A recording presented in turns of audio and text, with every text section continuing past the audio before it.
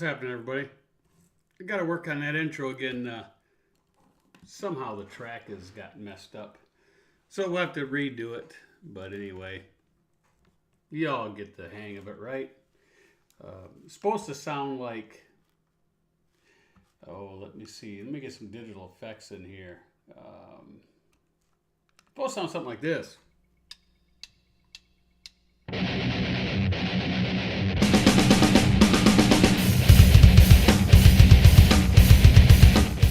Anyway, what's up, JP? Yes, it is. So we did do some of that today. We did some, we had some puts out there. We've done that. Did a little play on some crypto today. Charge Point. If you haven't checked that out, JPCH PT Charge Point. Watch them. A little stock tip there. Watch some Charge Point. We got some play on some AMC, option wise anyway. So anyway, doing a little bit of that. What else we got going on today? Hold on a minute. Let me see what's over here. I got like all these different screens going on. So a little bit of shout out. What's up, PJ? I'll get your load in tomorrow morning. You all right with that, right? You all right with that? So, Jeremy, Freight Relocators, what's going on? Stuart, what's happening, man? Where you been? Where you been, Stuart? So, I have a link up there. It's pinned at the top. We're waiting for the Dean. The Dean will probably join in. We're going to talk about some things. Let me see if he's available. Because supposedly he's got some... You know, where he lives, they finally updated to some fiber optic internet. It probably still works like cricket. But we're really not going to, blame them for that. Let me see. Here comes the Dean with some fiber optics. Let me put on these so I can hear him. You don't get the back feed. What's up, Dean? What's up, man? Hey, man. So I went to a seminar today. You know that. You should have went. You should have went. See, his fiber optics are really working good. See, I'm getting back feed. Well, yeah, because you're watching YouTube and you got the thing on. Oh, so how do I do it? Just turn your speaker off on the replay of the YouTube. Just turn the speaker off. Hold on. It's technologically not with it there, right, Dean? We could shoot some different camera angles. Not with it. See? There, right, Dean? Just turn your YouTube off, Dean, and just talk to me. Not with it. See? There, right, Dean? I get to see her and listen to your reverb. YouTube off, Dean, and just talk to me. Sounds like I got me one of the big old galaxies. See? There, right, Dean? I get to see her and listen to your reverb. Turn your YouTube off. Sounds like I got me one of the big old galaxies.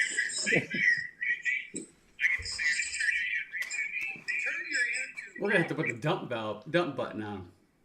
There you go. Hey, you got me? Yeah, you're good now. Sit down, Mr. Fiber Optic. Hold up. Oh, got he's gonna mess it up again. You can tell he's been golfing. Yeah, see, right. Snowlord told you right there. Look. Pause the YouTube video, then click the link. But it's okay. All right, hold on. Pause. No, you're good now. You're good now. Don't do nothing. Don't touch nothing.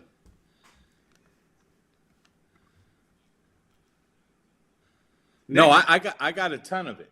Right. So next year... I got a ton of backfeed. Well, yeah, I don't have no backfeed on my end anymore. All right, let's try it. Shit.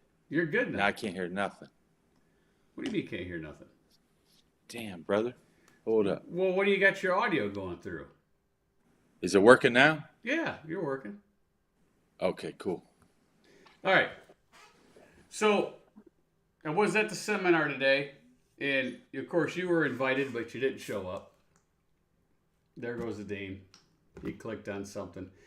See, he left. Big Money Dean, says Jerome. He is Big Money Dean. We're going to talk a little bit about the seminar. that was over in Grand Rapids area today. Touch a little bit on that, and then touch on what Larry had sent me in an email, which is really fascinating about the CVSA and their enhanced CMV inspection program for autonomous trucks. And it's pretty comical that they really think that this is going to work if you read the article. And we'll go there and we'll talk. What's up, Brothers Grimm? How's it going, man? Haven't heard from you in a long time either. Dean, you there? Yeah, I'm here, but I got a lot of background. We don't have background on this end. Yeah, I got background. Well, that's because you're playing the YouTube thing, listening. There's a lag. See. You're Yeah. How do I do what Snowlord said? How do I pause it? Just click on the screen and click the pause button. I don't have that. It's a Mac. There is a pause button. Hold up. I have a Mac. What are you talking about? Look, I'm on YouTube right now, and I paused mine. You just click in the middle of the picture, and then you pause it. There's a little pause button in the bottom left-hand side. And there's a little speaker there that you can mute too. Oh, hold up. You can just mute the speaker. You won't have I got it now. Yeah. Got it? Yeah, Man, hold up. You know what? There's a reason. Look, there's a reason why fiber optic took 700 years to make it to, I'm not going to give away the town you live in, Missouri. It hasn't gotten out of Snowlord territory yet either. So you finally got it because you live more towards a metropolis area. Yeah. Can you hear me now? I can hear you. Oh, perfect. Yeah, Verizon, we got you. We're in like flight. That's it, brother. You know, I figured you'd be running at Walmart. Straight Talk. I thought you were going to be running Straight Talk, you know, since you do the Walmart gig. You know what I mean? You're cussing at me, man. Yeah, Straight Talk. Woo. Well, hey, what was the cricket? I got cricket, bro. Right, Stuart. Hey, wait, big shout out, Alaska Trucker. Hey, listen, man, Stuart. This is like I need like YouTube for Dummies or something. So Jerry sends me a picture, or I seen a picture the other day that he had.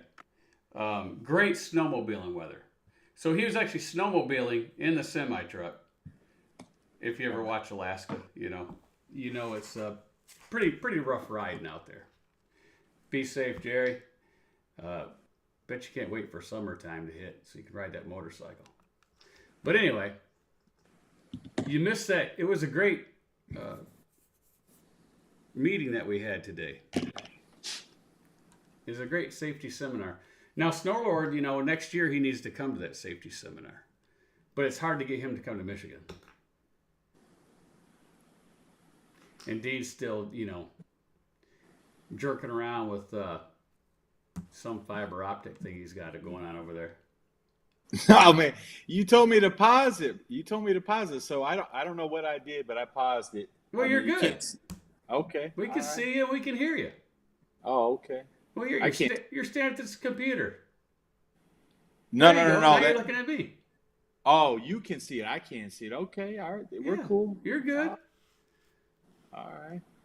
I'm just messing around with my phone right now. I had a text message, so I had to text the boss, man. Have you seen this article yet? About the CVSA announcing an enhanced commercial motor vehicle inspection program for autonomous trucks. I did see that. How many people haven't seen it? Probably a lot, huh? Mm-hmm. So we'll throw it up there. Here it is. I won't be able to see it. Tell me what it says, man. All right. So we're going to go down here. It says the CVSA has announced, you know, I can highlight this for the people, what we're reading. Has announced a new inspection standard. And we can even zoom it in so they can get a good look. They're on a small phone. And procedures designed to govern inspections of commercial motor vehicles equipped with automated driving systems, of course ADS, also referred to as autonomous or driverless vehicles. And long story short, they say it represents years of CVSA enforcement and industry modernization committee and automated vehicle working group meetings, discussion development, as well as procedural testing, fine-tuning, and retesting of the new enhanced inspection program. But when it comes down, and this is what they're going to do. We'll skip right here.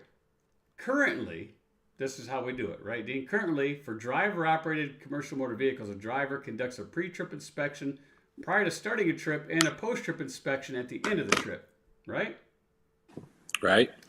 And along the driver's route, the driver may be required to drive through a weigh station or inspection station, or stop at a roadside, or just stop on the side of the road, which isn't safe, but they do it all the time in Michigan and Ohio and everywhere else. And be subject to a CVSA North American standard inspection. However, roadside inspections and weigh station environments are challenging for ADS vehicles because they're not compatible with today's roadside enforcement inspections, which rely on assistance from the driver. So you know what their great way to do this to make these vehicles so safe? What's that? All right, this is what they're going to do. The Enhanced CMV Inspection Program established a no defect point of origin inspection program for ADS equipped commercial motor vehicles. The program includes an enhanced inspection standard and procedure for motor carriers operating ADS vehicles and a 40-hour CVSA training course and exam for motor carrier personnel who will be conducting the inspections. Now, let's talk about that. So, if you're a company and you have these ADS vehicles, your people that are going to inspect these trucks take a 40-hour training course and an exam, and now they're master inspectors, right? All right? That's what they say. That's what they say. Now, here's where it gets really good. You ready for this part? For the new program, rather than a driver conducting a pre-trip inspection, as is currently done, correct? Right. For ADS vehicles, that CVSA trained motor carrier personnel will conduct the enhanced CMV inspection procedure on selected ADS equipped vehicles from their fleets at the point of origin before dispatch. That means they'll walk their little butts outside to whatever vehicle and they'll do an inspection on it. This is where it kind of gets kind of weird. As well as in transit inspections at a dictated interval throughout the trip. What are they going to do? You're going to hire somebody to sit at the service plaza or something? I don't know. And then once on the road, the ADS vehicle would be required to communicate to law enforcement while in motion that it passed its origin and or destination inspection. Its automated driving system as whole are functioning. It is operating within its operational design domain. Yeah, but I just read an article in the last few days that that their systems don't communicate with the current systems that they currently have. So that that makes no sense. Right. And then to go further, those ADS vehicles will then bypass fixed inspection sites. En route roadside inspections of ADS vehicles by law enforcement officials would be limited to situations where an imminent hazard is observed or during a post-crash investigation. Well, it's too late. They've already crashed. How are they going to scale the loads out when they get loaded? Well, yeah, that's another thing. In addition, all ADS vehicles must be able to respond to law enforcement should an officer attempt to pull over the vehicle. So now they got to think, right? So policeman's, going to throw his lights on, and all of a sudden the automated system knows, hey, there's a cop behind me, I got to pull over. Any trucker, trailer, or commercial motor vehicle combination that fails an enhanced CMV inspection procedure at the point of dispatch must be repaired. Well, it's the own company checking their own stuff. Right. So if we how is that any better than what we currently have? Right, but if we look at a lot of the megas, right? Mm-hmm. How many of those vehicles and trailers are really not serviceable, roadworthy? Right. Right, that don't have something wrong with them. So you're going to take a kid that's operating basically, gaming machine, right? And we're going to have him go out and inspect the truck, I assume, right? Right. He's going to get off his video game. He's going to go out there, and he's going to say, "Oh yeah, this truck passes." Right. And then it's going to take off and go about its business, right? So that's probably why, Jeff. Check this out, man. That's probably why they're tearing down all those man tow booths. So when they do take something out, it won't have a human in it. That's true. That's true. And there's nobody there to hand them money anyway. Right. Right? Right. But the biggest thing is not only, see, that's why autonomous is going to be a long ways away, because here's another thing. Who's going to fill those trucks up? Right. Who's going to scale it? Who's going to slide the tandems? Truck stops aren't going to hire people to do that. Right. Shoot, you can't even get them to wash, you can't even get them to even scrub a toilet at the truck stop anymore. Right. Let alone, fill up the paper dispensers. Yeah. The batteries run out in the paper towel holder, and it'll be that way for a week, 2 weeks, a month. Right. Or they charge you $25 to take a shower, and all they do is go in there and go, "Yep, there's some toilet paper. Hey, take that dirty mop, sling it across the floor real quick, and walk out." Right. Hey, Dan's got a good comment. He says, we have autonomous systems already. They're called trains. That's right, Dan. That's where they need to be, stuck on a rail to where, they can't be hitting anything else. Yeah, and look, Shannon had a good comment too. Who's going to get the ticket? Who are you going to give the Shannon ticket come to? up in here? What's she saying? The person that did the inspection, the guy that's playing the video game for the day. Who are we going to give, the ticket to? But then what's 40 hours going to do and pass Nothing. an exam? Nothing. That person really don't know what the heck they're looking at. And they don't 40 care. hours. And they don't Look care. at saying adults. They say there's many studies out there that say an adult's attention span is less than a child's. I would agree with that. Last Trucker says you should have seen the Tesla semi that came up to FBX in the winter. It didn't last long. Why? I bet not. Yeah, because I seen that too, right? Tesla has some orders from, Pepsi and somebody else for some battery operated, EV semi trucks. The EV. I don't see how those are going to last or be able to really do anything. Right. Especially not long haul, right? Heck no. Imagine a winter in Wyoming. Well, that's what they did nice in Alaska. Batteries probably froze up. Big drain, right? I mean, seriously, like they're treating this. So I would just, we look at the way things are now, and let's face it, most of the stuff they do, very little has anything to do with safety. Now, that's my opinion. But it will be even worse when there's nobody behind the wheel. I don't see how it's going to be better. I mean, well, I guess it can't. It's going to be worse, and here's why: you take away the human factor. Right. If all vehicles on the road were autonomous, it'd be different. It'd be a different story, Right. because you don't have an autonomous semi truck, 80,000 pounds, barreling down the highway, and you got every individual out there driving their four-wheelers with their Facebook in their hand like this, and they swerve over in front of that autonomous truck. That truck's going to take them out. Because just think about it. If it's wintertime, the road's icy, does it know it's icy? Does it know it's black ice there? How are they going to detect that?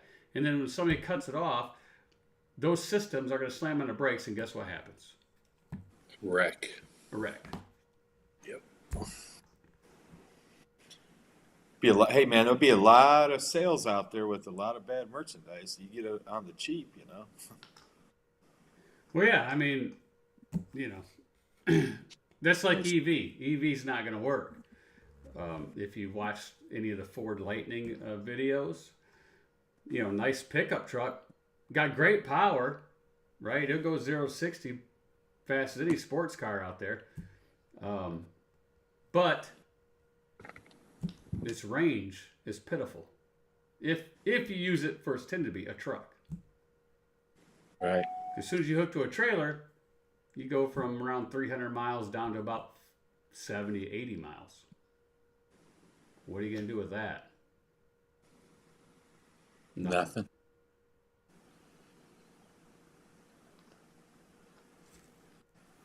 But it's all about, PJ said it's all about money. It's not about safety, it's all about money. Exactly. I agree. It's all it's ever been. Like, these speed limiters, all that stuff has nothing to do with safety. It's all about the almighty dollar. And that's like the blitzes. I don't believe in those either, right? They say it's all about safety. It's about money because look it. Right. They should be inspecting trucks every single day anyway. Right. So why should there even be a blitz? And who announces, Jeff, we were both military, right? Who announces an inspection? I mean, hello? Right. Hello? That doesn't even make any sense. Because then what happens? The guys that have bad trucks don't go on the road that week. They'll go home. They go home. They stay home. Or they run the back roads because, like in Michigan, hey, during the blitz, scales are usually closed and they're running through the rest areas. Right. Although they are, it's almost like they're playing, they're playing catch up, because they're out in full effect right now. And it's just a money grab. Here's the thing. If you want to take something from California to Pennsylvania, you just do it on a weekend. All the scales are closed. You can bypass all of them except for a port of entry at maybe Arizona, California. 70% chance you're not going to hit the Banning scales or the Cajon scales. I mean, it's simple, right? Midwest, you just go through on a weekend, and they're going to be. If you want to get something across the country, piece of cake, man. Right, but here's the thing. Jerome says it makes a big deal. Out of it once it kills someone. So here's the question on that. Exactly. If an autonomous vehicle rolls over a family, who's got to pay that? The carrier? The manufacturer? Who's going to take responsibility? The software programmers? Right. The people that make the sensors? Who takes accountability for that?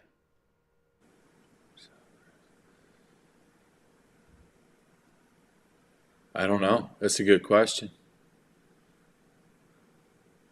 Yeah, I don't know. Because at least if you have, a human sitting in that seat. Well, think about what if that truck they parks? Can react. What if the truck parks on a rest area, blocks a bunch of guys in? I mean, who do you bang on the truck? How are you going to tell the guy to move? Hey, you're tying things up here. I mean, well, it shouldn't. Well, the autonomous vehicle, there is no time limit. Well, no, but the person that's running it, they'd have to have shifts, right? Well, no, this is totally autonomous. Is what they're talking about here. Oh. There are going to be no drivers in this truck, right? No human presence. Right. Okay. That's why it's inspected before it leaves the terminal.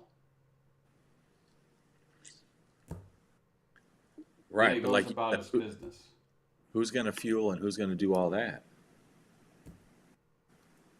Who's going to, you know what I mean? It can't go all the way. I mean, it's going to have something. It can't go through. What if it blows some tires? What happens there? Right. Pigtail's got a good thing here.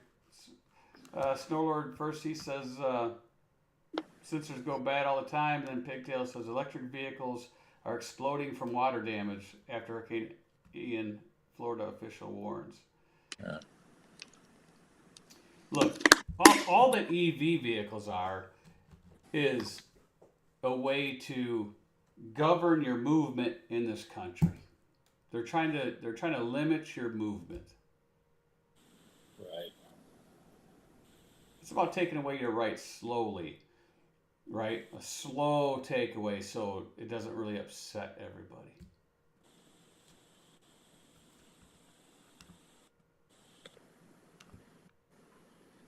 JP says they can now that the RD is iced through sensors. The problem is When those damaged sensors fail, they detect it because they covered by ice themselves or network running when shut down for a blizzard. Electric autonomous trucks will have same issues. Well, of course they will. And then Shannon, she likes boiling frogs. Interesting. Interesting.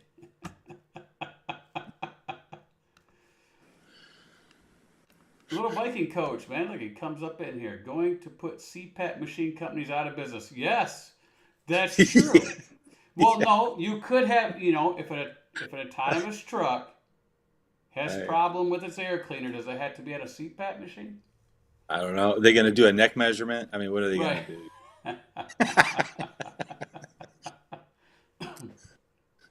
What is it? 15 inches in your toast? Is it what is it? Something like, is it 14 or 15 inches? Something like that. Right. Automation will be here way before EV, but I don't think 100% automation vehicles will be here anytime soon, especially going cross country into the cities.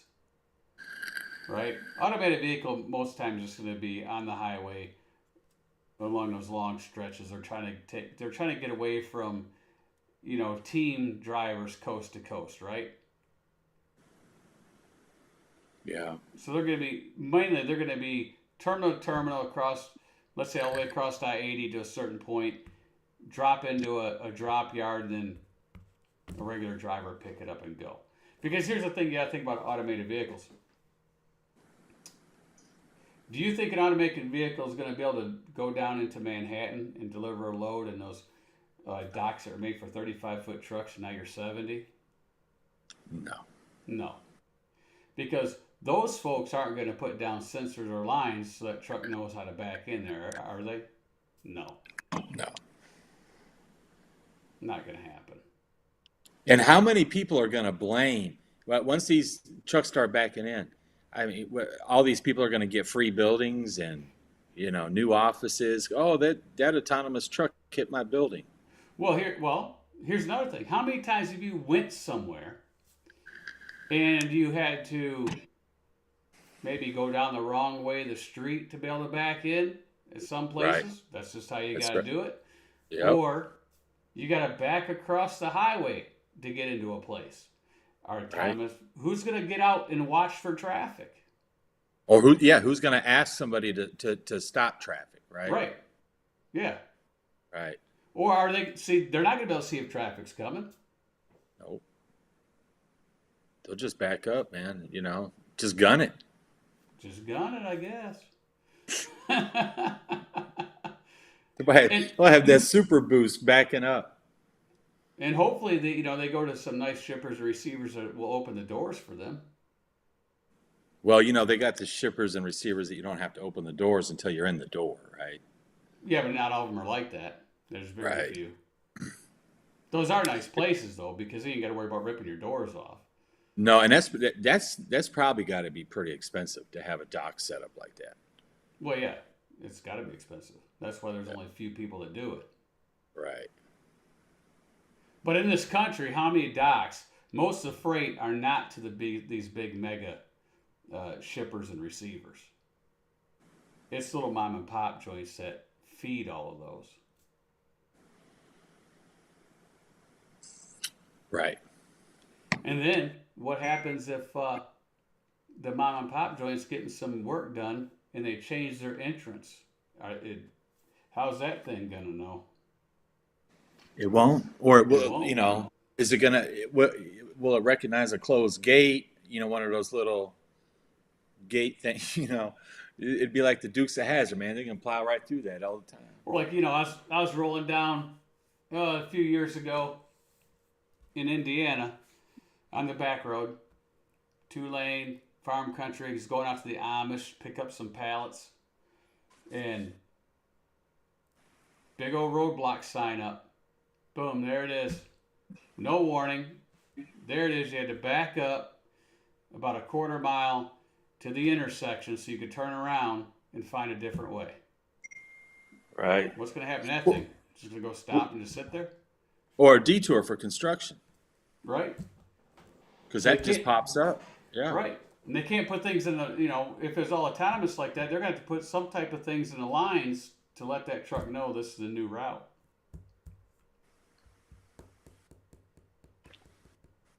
Right.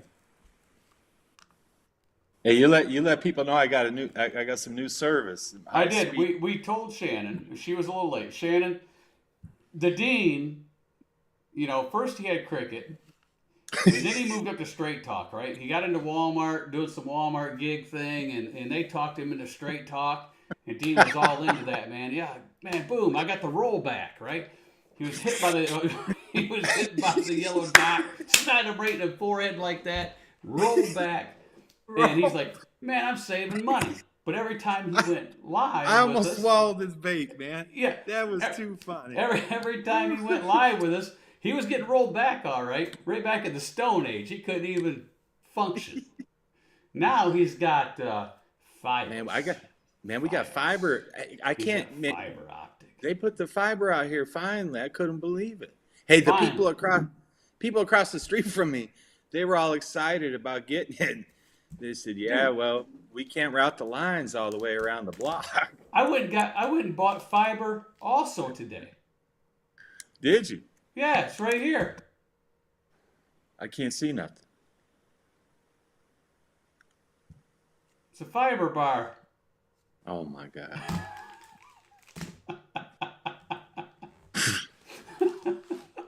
Oh my I goodness. got it at the rollback. The rollback. Pre-inflation prices. Well, yeah. See, that's what we're all going to be eating. We're all going to be eating those Fig Newtons and MREs. And hey, you want to know, Jeff? You and I've talked about this on the phone a few times. For those folks that have never had an MRE, I promise you, if you had a whole neighborhood eating MREs, I guarantee you don't have to worry about neighbors coming over. You will clear out an entire zip code. I guarantee it. There is no question. Wouldn't you agree with that? Yeah, So we cannot go on an MRE diet. We need to keep America rolling. right, because the MRE diet that just stinks. Alaska Trucker said your next step should have been Boost Mobile. Boost Mobile. Yeah, we could have boosted you up a little bit. Boost. Hey, Yeah, what was that one? Well, we got Straight Talk. We had Cricket. What was the? Straight Talk, Cricket, It Boost was. Mobile, It was. Isn't there? Nextel. Right, Nextel was an old one, man. That thing Oh, was bad Nextel. I too. had Nextel. The push to talk. Well, yeah, but years ago when Nextel was push to talk, you might get to push to talk on Flagstaff, but dang, you ain't gonna get it until Kingman after that. You know what I mean? Yeah, you're not kidding. And if you're stock trading like me and JP, if you're stock trading back in them days with Nextel, You forget it. for the next 3 or 4 hours going across there, man, you better hope that they went up or down. You better put your order in to sell if it went up to a certain level because you couldn't sit there and watch that thing going across there. You know what, Justin? Since you're talking about that, remember when USA Today was when we were on the road? This is back in the '90s, right? But Oh, man, that was like, back when they had those little balls in the truck stops, you're supposed to hook your phone up and run 50 something feet of cord up to your truck. oh, Telephone. the what was that? Park in view. Arc in View. Yep. Yeah. You had the phone and the TV and all those little things. They're still in the parking lot of some of the Flying J's and Bosselman's in Iowa. Yeah, man, you thought you were living large, You're man. living large. Everybody had 50 feet of Yeah. of coax cable and telephone cord And we didn't have the windows in the sleeper. You had the vents, so we'd run the cord through the through little the vent. vent, Remember that? right? Yeah. Right through the little hole. God forbid if it rained that night because everything was getting Right, soaked. it would come in. Man, those were the days. So, the USA Today, I miss the USA Today. You don't get it That on was your like phone. the paper, the USA Today Well, yeah, paper. it's on your phone. Oh, Yeah, you yeah. can subscribe. Listen, on I your phone can't to get USA you, Today. Jeff. I can't get YouTube to work, man. Well, that's because you should have went to Boost Mobile, like Alaska Trucker says, Right. not FiOS. And who's the FiOS from? Verizon. Verizon. That's No, why. I can't get FileSocket That's either. why. I'm Look, listen. I'm you lucky didn't I get got you didn't what I get real got. fiber optic, dude. You got Verizon optic. That's not real fiber optic. Come on. Well, no, but I don't. I have. I don't have that either. I got some company called Connexon or something. See, it's not even the real stuff. Well, listen, half of something is better than all or nothing. Hey, I mean, Dean, it's still better Dean, than what I had. look, at least you're up to 9,600 baud. Okay, you're doing all right. 9,600 what? Baud rate 9,600. You know, back Right. when Prodigy Right. and AOL were big. You know, back in those days, or Net 10. Remember Net 10? Yeah. Net Yeah. 10. Yeah. How we come a long way in trucking, I'll tell you that. We have. Back in the day when you used to roll in the truck stop, everybody ate breakfast, lunch, and dinner. Couldn't Yep. find a spot. You had the storytelling, you know, round table, horseshoe, whatever you want to call it. Oh truck stops. man, And you heard I the love best. stories, man. It's just so funny, man. You know what? You probably heard back then, the same as you now. These guys spot. I'll just call the U.S. Marshal. U.S. Oh Marshal yeah. don't give a You're not crap. inspecting my truck. Yeah, You're not they getting don't. my. You ain't getting a U.S. Marshal to come out nowhere. Man, the stories. Good Oh, the gracious. stories. I would just sit right around the counter. Sometimes I might sit at the counter, And but you I would sit probably around the flicked a quarter in that stupid television too. Oh, I did. Hey, remember when we got the phones at the Flying J at the booths? Right. Oh my God, man! I thought I was living large, man. But you hated going in that booth for somebody that hadn't showered for a week either, though. Oh yeah, the booth those were pretty bad. Yeah, those are bad. I'd rather stand at the line at the pilot waiting on the yellow phone. And remember, 15-minute time limit. Yeah, what? Yeah. And if you ever went out, you know, if you went out to Ontario when it was the Orange Ball 76, right? 76, And yeah. then when Well, you had the WT one there, and then you had the one over there by the 215. You had two Right. 76s. Yeah. And then you would have we'll let Stewart in. Why not?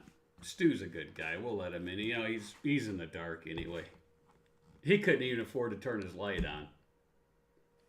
Right. He's just about as shape as I am. Probably Right. worse if he can't turn the light on in his truck. He's probably I mean, he probably I took got a Jerry's pause screen. He probably took Alaska Truckers thing and got him Boost Mobile. Man, this is no different than when I'm home alone. I'm talking to the wall. It's no different now, except someone's talking back. I mean, it's, what's the difference? Stewart, are you talking or what? No, Stewart gone. He had Boost Mobile. What did he say? Money? Dean should buy his own satellite. Man. That's right. No, He should. my neighbor has satellite, and it's What's really that? no. The Sputnik? I don't know what the hell it is. I don't know. I don't know. Don't tell me they got the Dish Network satellite or that what is it? No. HughesNet, right? No, Is it HughesNet. No, it's not HughesNet. It's something else she found. Rock and roll, Stuart. What's up, buddy? Come on, Stuart. We can hear you. He's hanging out. He don't know how to operate that microphone. See, why can't I? I always used to be able to hit, and watch you on YouTube and talk. Well, I don't know why I can't do that. I don't know. Probably What's up with- your fiber optic, man. It's too fast. Maybe it's. for you. I was just gonna say maybe it's too fast. Oh yeah, it's too fast, man. No. It's outrunning. It's faster than the speed of sound because you're hearing It is. yourself. From Man, I don't know right? what's. You're doing time travel, Dave. I never used to have any issues, brother. I don't know what happened. Yeah, with that Net 10 fiber optic you got going on there. Man, Did I just listen. hear it say you've got mail? No, I can't hear anything. Oh, Stuart, he's got some technical. At least I don't feel so bad. He can't hear nothing. They can't hear nothing. Hey, Cascade's hanging out in the weeds in here. I see him up there. Where's in the chat. Cascade? What's up, Cool Trucking? Not much. Let's see where's Cascade? Oh, he's talking to Bill. Man, he should be in bed. He's pulling all that oil up there in the oil. Come on, man. Come on, man. You need to get your rest. That's right. You know Exactly. what? I want to see your logbook too. Matter of fact. Yeah, we need that high dollar We need gasoline. that, yeah. Exactly. You need to do the job, Cascade, so our fuel bill goes down. Oh no! See, ever since he went up there, it's went up. It's went up 70 cents. I think we're on to something here. I think he has. Well, is he from the far west up there? He is. Yeah. Starts with WA, that state. The North Pole. Yep, he's up there. Yeah, isn't he up in the North Pole? So no Yeah. wonder if he hauls fuel, it goes up if he's from Washington. Yeah. What's up, Sam, man? What's up? How come our fuel's not going down, man? You should have hauled about 50 loads by now. Yeah, Oh, well, not- I'm having technical difficulties here. I'll be back in a minute. see, I'm See, not done. look, they're all on the straight talk, man. They all took the roll back, baby.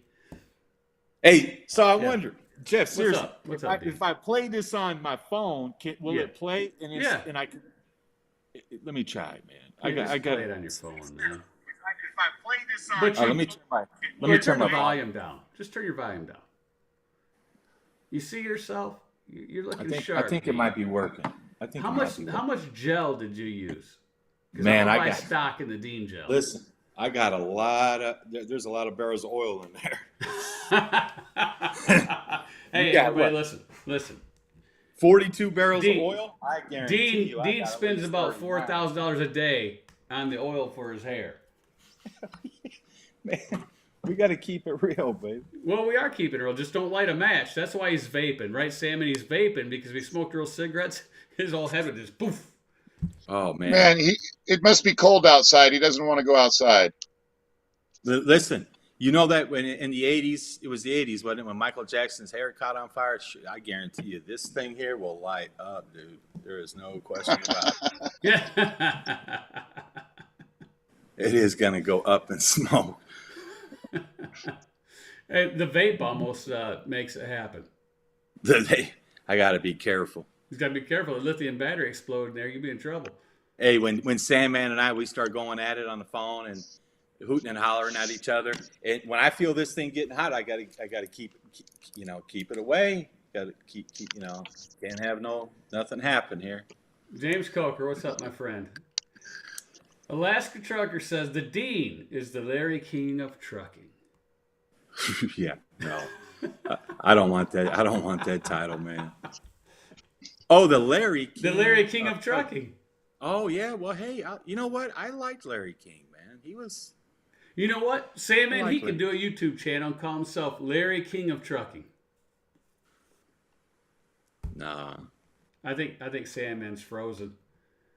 man. He's up there in the frozen tundra, man. Frozen tundra. Oh, yeah. He didn't. Hey, listen, he didn't put enough oil out there today. That's the No. thing.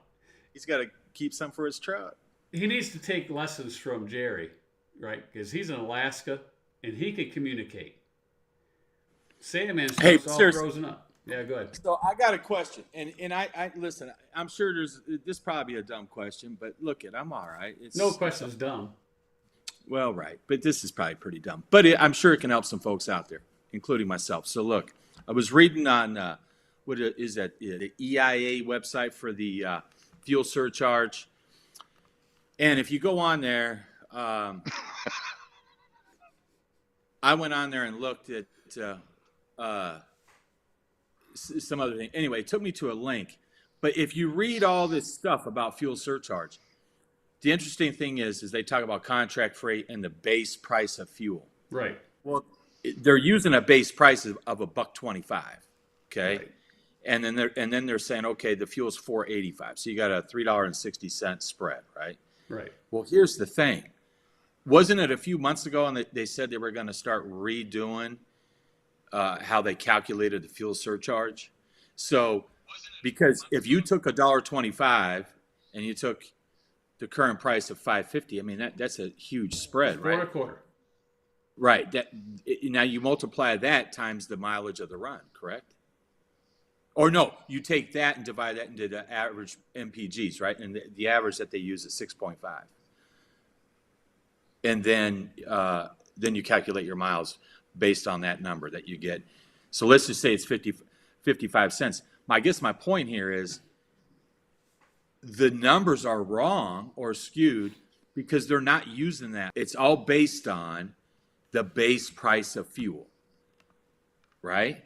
They're not using $1.25. We haven't seen $1.25 since the 90s, right?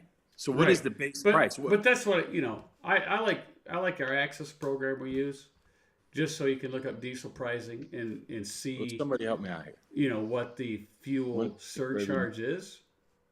Cool trucking. 1 penny for every nickel above $1.25. So let's say Yeah. fuel, if you're buying fuel at Oh, here's Stuart. $5.35, it's supposed to be 90 cents. Yeah, Stuart's right though. See, that's what I was saying. So they're redoing it because they're Right. moving that base price up, which You're going to skew the numbers. Well, yeah, but inflation. they're taking you over the counter. That's not cool. So good evening, brother. fuels went up. That's why I like Axis, right? We go here to the fuel thing. Fuels went up 38 cents in the last week. The average is 44. Now it's 5.22. And the current per mile diesel was last week is 80.7. It's up to 87 cents. Fuel surcharge? Yes. That's Right. the average. And fuel surcharge really isn't, that's really not the real number because every shipper has a different fuel surcharge. It's only what they calculate. They all calculate it differently. Right. They all calculate different. It doesn't matter what the government calculates it at. Right. The shipper's only going to pay what they want to pay and how they want to calculate it. Right, and if they give you more fuel surcharge, they're just going to cut the rate anyway. Oh, I mean, it's going to be Yeah, they're going to cut. They're going to cut the line haul rate, right? Right. Because they're not going to pay over what they want to pay. Right. And then that brings up percentages, right? There's a big discussion of, how much does a broker really take and everything like that. And Hey, wouldn't you guys agree though? Trucking is like an Etch-a-Sketch, because man, you can just erase whatever you don't like. You just redo it.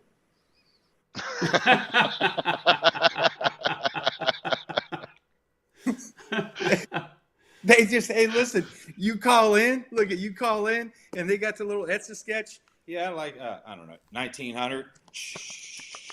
Nah, start over. Next call. right. I gotta be careful. This is Jeff. I was getting ready to light up. Man. Light it up. I don't Were you care. gonna can drop light some up bombs? Whatever you want. Just go ahead and light it up. I was getting ready to Go ahead. light it up. Light it up. Doesn't matter. Light it up. What are you using? Is your Etch-a-Sketch, is that your calculator now? Is that what you use?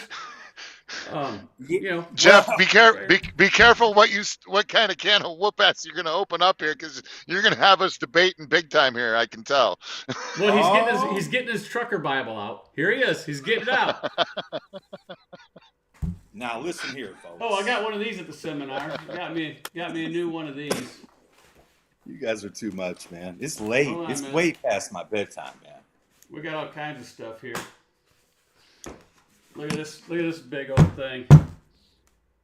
Dean, look at that. You want that book? Oh, I actually have one of those. You got one that big? Yeah, I do actually. Good. I haven't read it though. Now here's something he handed out, which I thought was interesting today. I'm just keeping it real. For all those people that are company drivers or contractors or even have their own authority, analysis of a trucking claim. And it's really interesting, right? If you look It's too big for you, Rick. Rich, let me ask you a question, Rich. Yeah. Let's say you're a trucking outfit. Let's say you work on a operating ratio of 95%. So let's say you get 5% profit, right? Okay. All right. So if you have somebody back into you at the truck stop, Ooh. and it cost $15,000 to fix the hood, and let's say you had to pay for it yourself, right? You got a $15,000 claim.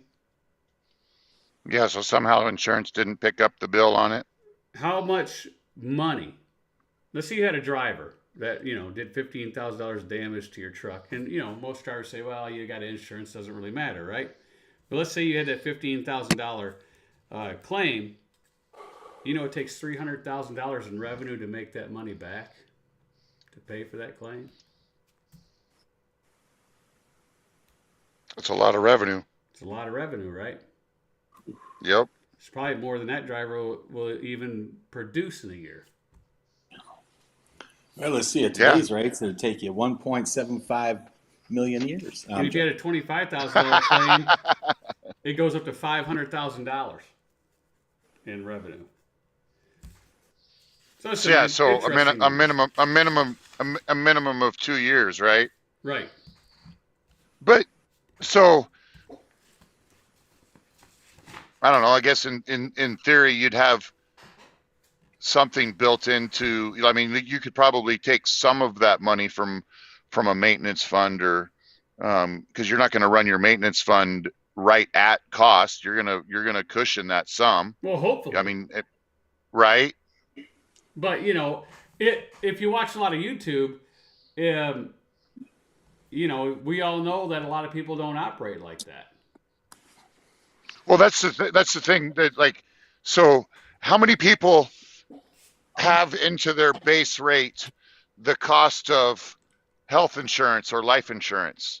How many people have the cost of retirement built into their cost of operation? Well, if they watch this channel, they should have all that if they do their cost per day. But no one watches this channel, so probably hardly any. Oh, wait, Dean, don't blow yourself up, man. You're getting a little too much juice up in there.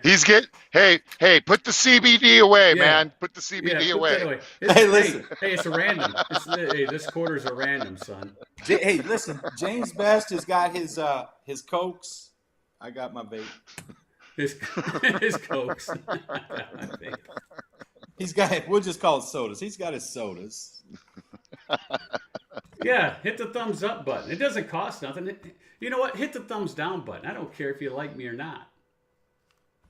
I'd rather see the thumbs down, man. Have 100 of those. Hey, watch, Jeff. All of a sudden, you're going to get like 3,000 thumbs down. I don't care, man. Well, wait a second. Wait a second. No, they only took away the thumbs down button counter when the White House was getting more dislikes than they were likes.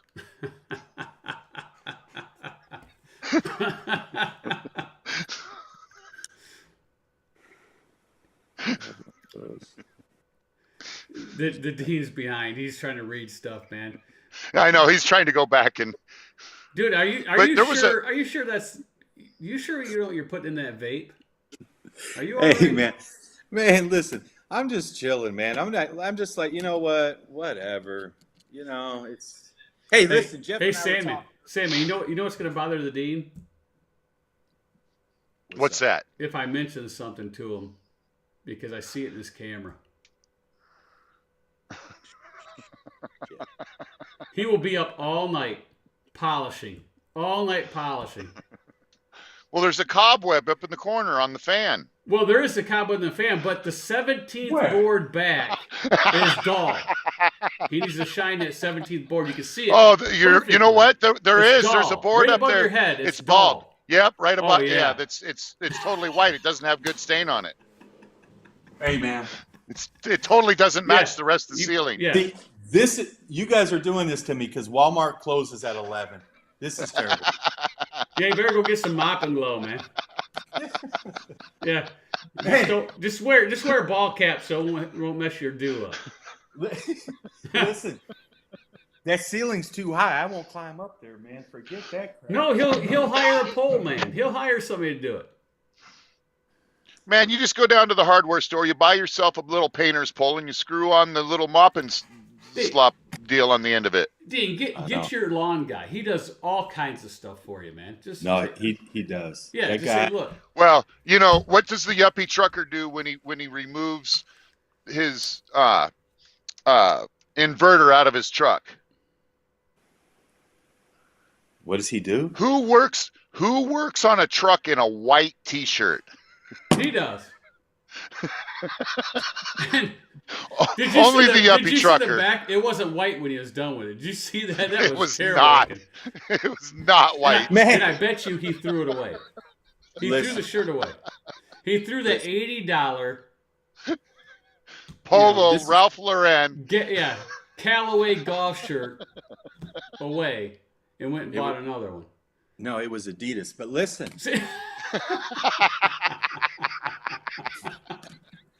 Rich had me up underneath that truck. Hey, but before I forget, so Jeff and I were talking earlier, Sam, man, and we were talking about you, and I said we were talking about the Oh, truck. well, what kind of smack were you guys talking now? Oh man, I can't say on YouTube, brother. But we were talking about my truck, and he goes, "Do you know something about a 680?" I said, "Yeah." I said, "But I prefer the W9." He goes, "You know what? You got a 6900." That's the new Kenworth. They made it just for the Dean to make him feel good, right? That's it. He's still crying and sulking over his W900. Oh man! Right. Every time you talk to him on the phone, he's got the whiner blues. Oh, I shouldn't have sold that truck. Oh, but man. I do like the extra $1,000 in my pocket from the fuel savings. The 1,000. It's more than that. Well, yeah, that's a week. That's a week. No, I've saved a lot of money with it's pretty close. It's pretty close to a week. Yeah. Yeah, 1,000 a week. He's like, man, I sure. You know how many? He said, you know how many green, what are they, lattes, right? Frappuccino. Green tea frappuccino with a sissy stick and a rainbow jelly bean. Hey, listen. He saved so much money. He paid that company to bring fiber optics all the way from Kansas City to his doorstep. I did. He did. Don't tell. He's the only one in that neighborhood that's got fiber optic. Yeah. First one. Yeah. No, I'm joking. I'm not the first one. Yeah, you are. Man, and when you get a shine that part of the ceiling, man, it's rough, man. It is rough. See, I'm sitting here like I said, I'm talking to this screen. It doesn't move. It's just paused. I know it's moving over there, but it doesn't look right. I feel weird. I look over there. Put your phone in. Just set it up in front of your screen. Then you'll be okay. Well, see, I got another problem. My phone is dead. Oh my God. It's trying to charge, man. I am not prepared. The Dean is all discombobulated. He's not. Dean's messed up. Listen, but I do have 2 vapes. He's hitting hard. You know one with nicotine and one with CBD. No. One with rich juice, so I can put up with the Sandman. Rich juice. And another. This is normal when I talk to Jeff, But when Sandman comes on, I'm doing both. He's got double barrel. So this sounds kind of bad, man. I'm just what's going to happen with fuel prices? Look. Ooh. The Snow Lord, the Metalhead Viking, Caveman Trucker. You're right, Steve. Says you don't need to see yourself, Dean. You look awesome, brother. You don't have to worry about it. There's not a hair out of place. Well, that ugly mug, you don't got to worry about that ugly mug. No, that's true. Listen, if darts could come through the screen, I'd already be dead, man. I probably got die by 1,000 darts. Anybody else want to come on here and get ridiculed and all this other stuff? Be a part of this panel? Just click on the button. If we don't like you, we'll do the old days. I'll just hit the dump valve. You'll be gone. Throw a truck horn on you. Well, listen, Dr. Phil, I would call him right now because I'm starting to get a complex, but he was just on with Hannity and Oprah. She's probably sleeping, so I can't call either one of them. Oprah's probably on The View. Well, it's the 21st century. Sandman's going to talk. Yeah, just dump on me. Just dump on me, all right? Just dump on me. It's all right. It's all right. You broke Tim Diesel. 510 in Baltimore. Whew, good gracious. It's 539 up here. 539 up here. Analysts say potential for 50 cents more. I don't even listen to those folks. Oh, it's going to be a lot more than that. I don't even listen to that. It's going to be way more than that. It's going to be way more than that. I don't listen to that company because I have a lot of different reasons why not to listen to their rhetoric. Dean knows. I do. I understand. All you got to do is look who owns that company. Go through their history, family, and stuff, and see what other things they own, and you'll paint a picture. Paint that picture, Jeff. Preach it. Preach it, baby. What's up, G-Star? Greetings from Spring Hill, Tennessee. Getting empty at GMC plant. Good luck. Dang, I'm glad you said that. Well, they might talk you into doing a subscription. You better sign up.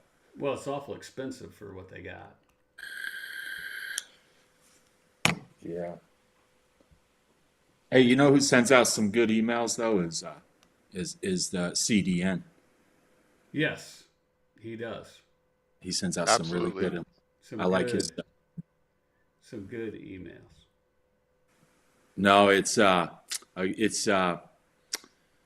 Variant and Express with the U.S. U.S. Express, front. right? Yeah. Fuel is $6.79 in Southern California. Hey, do they give you free tacos or something with that $6.79?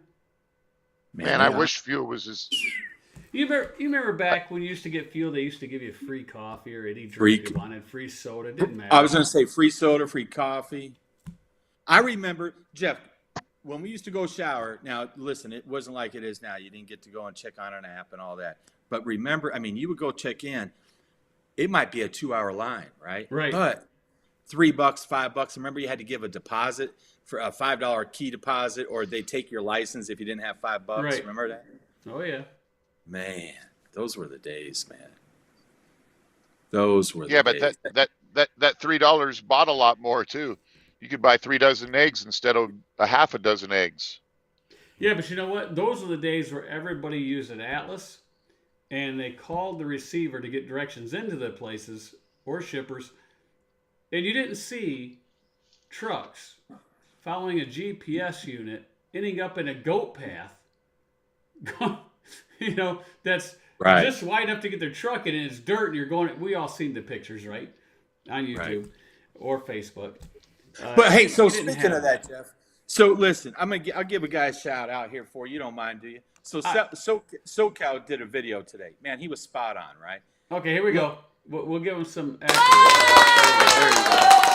So listen, so he did this video. It was a live feed, but he is 100% right. Back in the day, truckers used to help truckers, right? Right. Drivers used to help drivers, whatever you want, term you want to use. But if we saw a guy struggling, we'd help him. Look, I remember pulling onto the scale, a CAT scale, at any truck stop. Now, CAT scales were very few and far between. Remember, Jeff? They were tough to find. They just weren't everywhere. But what we used to do, if we had a reweigh, we'd just back off, and if we did back off, another guy that was parked, he would see you backing up, and he'd come up and say, "Hey, what hole do you need it at?" Right? Remember that? Right. And he'd pull it for you, pull back on, right? And if you had to reweigh, and he'd wait there until you were done. Nowadays, and SoCal's right. If we see a guy screwing up, guys pull out their phones and just make fun of him, Right, and they want to put it on videos. Yeah. Right. Well, yeah, that's what they do, right? They make fun of the industry, which is sickening, right? It is. It's sickening. It's not helping people out. It's destroying the industry. Well, and it makes us all, and he's right? It makes us all look dumb, right? I mean, let's help each other, because you're only as strong as your weakest person, right? Right. So let's get everybody up to snuff, and then then they can't beat us. You know what I mean? For your information, G Star, Two Broke Tim, aka Car Hauler Tim. Car Hauler Tim's a nice guy. Met him years back at a Love's truck stop in Jacksonville, Florida.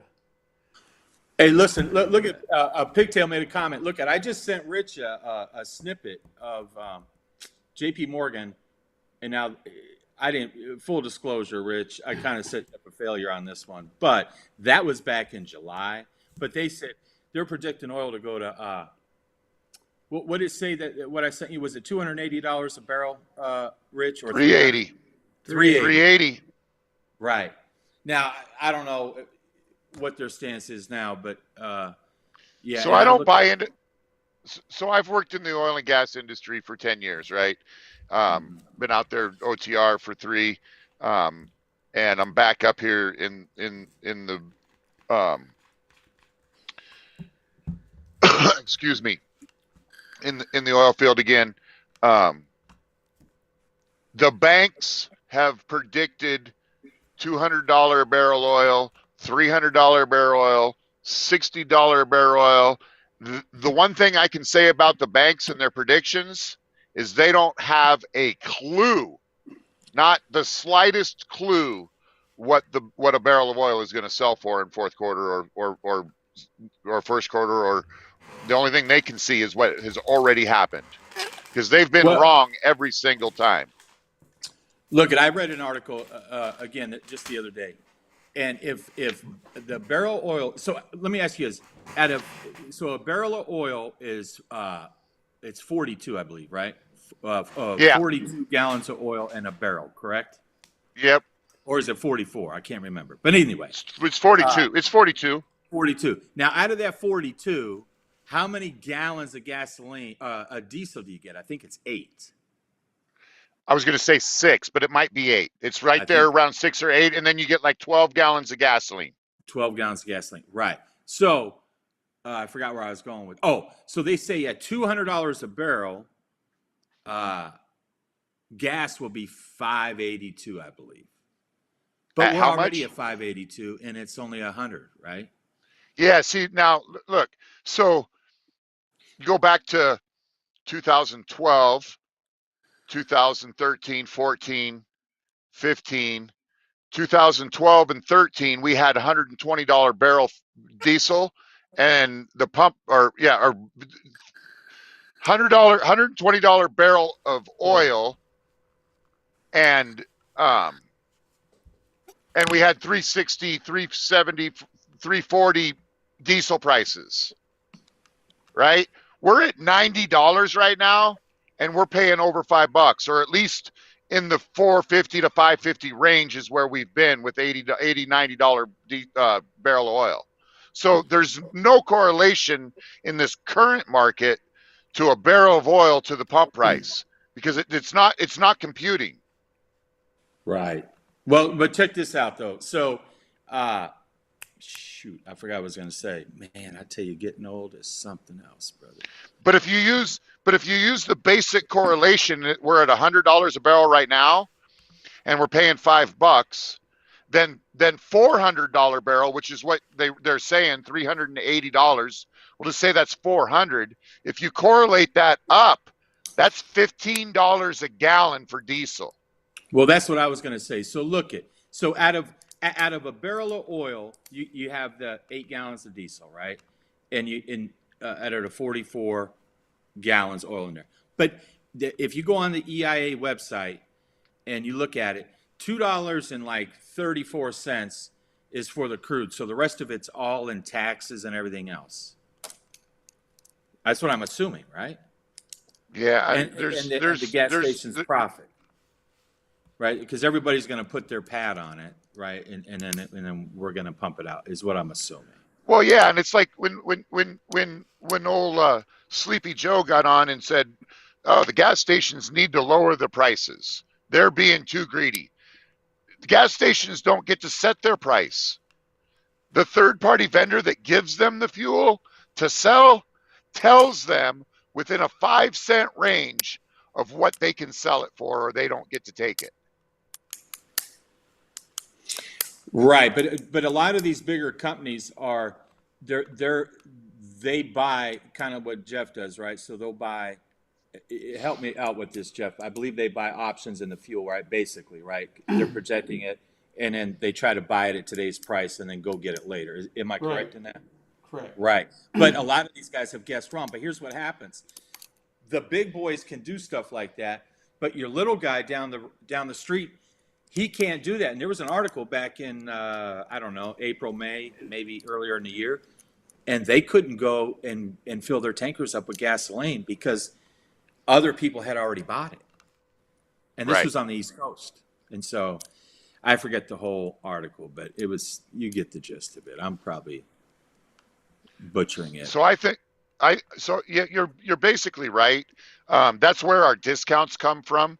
Our discounts are coming from futures trades. Right. They're buying discounted prices today in bulk, and they're buying a future price. And if the price goes up or down, they're protected. But that's kind of how those. That's why, like you and I, Rob, our discounts disappeared for like 3 weeks midsummer when we were at 550. That's because they didn't have any of those future contracts that they made any money on to give us any discounts. Right? That's why we lost our TA discount for like 3 weeks. I mean, it was that we had a little bit, 5 cents here, 10 cents there, but it wasn't the dollar that we had been seeing. Yeah, but see, so they, my opinion on the discounts is, they play games with it. I mean, and seriously, I mean, the TA, forgive me, Jeff, but listen, they're supposed to be there for the drivers. Some of these places are 90% paid parking. And look, ever since I've come out here as an owner operator, I've paid for a spot almost every night. Look, the TA is the worst of all of them. They are. Right? They're They've taken up at least half of their parking lots and made them pay. Right. And why gouge us on the fuel? Now, listen, Asian Mai had one of these oil execs on, and he said, look, the mom and pops are going to have a cheaper pump price because they want to lure you in, because they don't make their money at the pump. They make their money when you go into the store, right? And you get those impulse buys at the cash register. It doesn't matter if you go to a gas station or Walmart. Everything at the counter is for a reason. It's all about impulse buy, right? Right. So I don't understand why TA and those folks don't do that, right? Lower the price, you get more of us in, and you're going to make more money selling all your other trinkets and food and whatnot, right? Well, so Pilot Flying J gives all their discounts to the mega carriers. They don't give them out to the mom and pop, the owner operators. TA has built their business on owner operators. They push out their discounts to all the little small discount programs that are out there. And so they're trying to attract the owner operators. Loves, it's hard to get a decent Loves discount. Right. There's very few good Loves discounts available. Yeah, no doubt. Right. And Loves have turned out to be probably they're one of the best out there now, because they have bigger facilities than your new ones, and they're all over the place. And their parking lots are a lot better than Pilot parking lots. They are. Yeah. Pilots are the worst. Pilots They're cram terrible. you in there so tight. You get 2 inches off of each mirror. If you got to back in on a tight 45, man, it's almost impossible to get into a spot. You're very likely to get your hood ripped off at a Pilot. I'll only park at a Pilot if I'm paying for parking, because I don't want nobody around me. And sometimes those parking spots aren't worth a rip either. No, they're not. And they'll put them, like if you go down to Vandalia, Ohio, they put them right in front of the fuel island. So you have a hard time getting out in the morning if they're one in front of the pump, right, and one at the pump. Yep. You can't pull out. No. right. That's right. Yeah, listen, I like the paid parking. I used to hate it as a company driver because it's expensive, and I think it's incredibly expensive. But I have my thoughts on that, because I think these younger drivers, new guys that have, where it's tight, I think it's unfair, right? I think it's grossly unfair. But I like them. I like the paid parking, but I just wish that everybody could participate in it. That's all. That's the hardest part. Like, because if you're just a company driver, you're not going to be paying $12 a night to park, right? And you're not going to burn up all your points on it either. So then you're stuck parking on an on-ramp somewhere, or some other shady place that you probably shouldn't be, right? And so, but as an owner operator, it's nice to know that you have a place to go after you make your delivery. If you do a little planning ahead, you've got a place to park. Right. See, Right. like Two Broke Tim, the Walmart down the road here, they still allow trucks to park there. They got an area over there for them to park. If they want to stop, because they all cry. You still hear about it. That we need truck parking, right? It's been an issue for 30 years. Right. So let's face it. If a company wants to make money, because TA and all them guys are making a fortune because they're charging for their parking, right? Yep. Why don't other facilities with big parking lots that really aren't doing nothing at nighttime, like Walmarts, the big, like Myers here, the big folks, the big supermarkets and things like that. Why don't they have overnight parking where if you pull in, they charge you, $10 or whatever, and let you park instead of Right. kicking you out and towing you. Well, these big, think about stadium parking. If it's Tuesday through Friday, why can't we park at these stadiums? And then, you have security. Well, I would say, allow, pay a reasonable price, right? You ain't got to Right. gouge them because you're going to get volume. So let's say you say, okay, you can park at this stadium for $5 a night. And the only reason why I say pay is because let's face it, look at how many drivers out there that throw their stuff out the windows, dump their stuff Wow. on the ground. You need Right. someone to clean it up because, Right. why do people got to be disgusting like that? I Well, don't so get that, it. so that's the thing, Jeff. We got cities that deny truck parking permits for that very reason. That's right. So there could be a pilot that wants to move in on the edge of Cincinnati, and Cincinnati will deny, the county or whoever's responsible for that area will deny permits for pilot to build a truck stop simply because they're trash pits. And they Right. don't want that in their city. Right. Because you'll see it, right? There'll be a trash can 30 feet 2 from feet, a guy's truck. two, Or 2 two, feet. 2 feet away. Yeah, And they throw it out the window. right. And it's the bucket that had the plastic bag in it that got tied in a knot and just dropped out the window. Right. Right. For the next driver to get out of their truck and step on it or drive over it. Yeah. Yeah, it's just, Yeah. It's terrible. it's disgusting. It is. It is. Look at, with technology that we have nowadays, I've told both of you guys offline, just put cameras everywhere in these parking lots. And yeah, I guess you don't have to And pay you can for find somebody it. to You can monitor. find the person, right? If they're on That's camera right. And you got their truck find number, them. everything, find them. And make it hurt. Right. $1,000. He won't do it again. Guarantee it. I hate to be like that, but that's, look, unless it hurts, they're not going to stop. Exactly. It is a biohazard. It's terrible. Yeah. You Yeah. know, Kevin Cooley's got the perfect comment, right? That's the problem. We don't have parking because of those people. Yeah. Here's the other thing. Think about this. Think if the mega carriers all paid for company drivers parking, owner ops would be in serious trouble. Because there would be Right. There'd be no spots for us. There'd be no spots. There would be no parking. It'd be because, booked up, they, and it would be like going to a 5-star steakhouse. It'd be booked up, man, for months. because everybody knows mega carriers have certain truck stops that they fuel at, right? Certain brand truck stops. Pilot Flying J Yep. or T.E.N Petro, that's all they do. They do their biggest discount. But if they paid for parking, all those other places would be taken up. We're Because toast. They wouldn't be sitting over there trying to jam, 5 trucks in a 3 Well, spots. so as an owner operator, that's the last thing we want is the megas to start paying for parking, because then every spot in America turns into a paid parking spot. Right. That's exactly what would happen. Yeah, but it damn near is now anyway. It's See, bad. It depends where you go. Trucking industry is their worst enemy, right? Because they bring it upon themselves. You could park at all the Walmarts back in the day. They'd never kick you out. They Never. even had parking spots for you. That's right. Now that's gone away. Why? Because there's a new breed of truck driver out there that just doesn't care. Right.